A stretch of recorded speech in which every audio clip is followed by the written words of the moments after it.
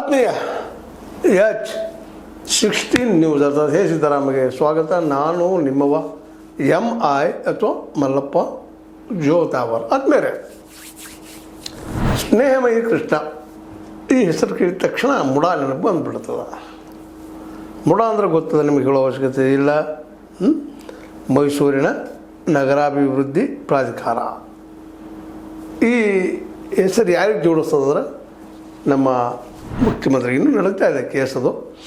ಆ ವ್ಯಕ್ತಿ ಏಕೈಕ ಮುಂದೆ ಬರ್ತಾ ಇದ್ದಾರೆ. ಅದರಲ್ಲೂ ಮುಖ್ಯವಾಗಿ ಈ ಹಗರಣದಲ್ಲಿ ಮುಖ್ಯ ಸಿದ್ದರಾಮಯ್ಯ ಜೊತೆಗೆ ಆರೋಪಿ ಆದಂಥವರು DB ನಟೇಶ್ ಅಂತೇಳಿ ಅಲ್ಲಿಯ ಮುಖ್ಯ ಆಯುಕ್ತ.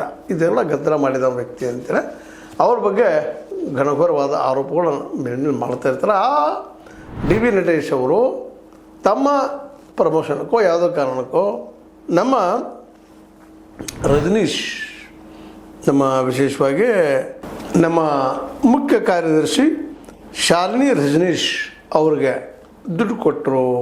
1.6 crore ಎಷ್ಟು ಕೊಟ್ಟಿದ್ದಾರಂತ ಆರೋಪನ ಮಾಡಿದರು. ಆ ದಿಸೆಯಲ್ಲೇ ಸ್ನೇಹಮಯಿ ಕೃಷ್ಣ ಅವರನ್ನು ನಮ್ಮ CCB ಅವರು ಕರೆಸಿ ಎನ್ಕ್ವೈರಿ ಮಾಡಿದರು.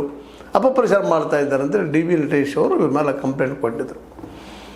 ನಾವು ಯಾವ ಪ್ರಮೋಷನ್ಗಾಗಲಿ ಅದಕ್ಕೆ ದುಡ್ಡು ಕೊಟ್ಟಿಲ್ಲ ಅನಗತ್ಯ ಆರೋಪ ಮಾಡ್ತಾಯಿದ್ದಾರೆ ಅಂತೇಳಿ ಆ ದೃಷ್ಟಿ ಇಟ್ಕೊಂಡು ಕೃಷ್ಣ ನಮ್ಮ ಏನೋ ಸ್ನೇಹಮಯಿ ಕೃಷ್ಣ ಇದ್ದಾರೆ ಅವ್ರು ಕರೆಸಿ ಎನ್ಕ್ವೈರಿ ಮಾಡಿ CCB ಅವ್ರು ಹೇಳಿದ್ರು ಇಲ್ಲ ಅವ್ರು ಕರೆಸಿ ನಾವು ದಾಖಲೆ ಮಾಡಬೇಕಾಯಿತು,